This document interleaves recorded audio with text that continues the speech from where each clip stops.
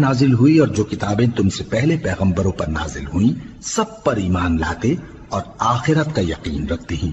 یہی لوگ اپنے پروردگار کی طرف سے آئی ہوئی ہدایت پر ہیں اور یہی لوگ کامیاب ہیں۔ جو لوگ کافر ہیں انہیں تم نصیحت کرو یا نہ کرو ان کے لیے برابر ہے، وہ ایمان نہیں لانے کے۔ اللہ نے ان کے دلوں اور کانوں پر مہر لگا رکھی ہے اور ان کی آنکھوں پر پردہ پڑا ہوا ہے اور ان کے لیے بڑا عذاب تیار ہے۔ اور بعض لوگ ایسے ہیں جو کہتے ہیں کہ ہم اللہ پر اور روز آخر پر ایمان رکھتے ہیں، حالانکہ وہ ایمان نہیں رکھتے۔ یہ اپنے خیال میں اللہ کو اور مومنوں کو دھوکہ دیتے ہیں، مگر حقیقت میں اپنے سوا کسی کو دھوکہ نہیں دیتے اور اس سے بے خبر ہیں۔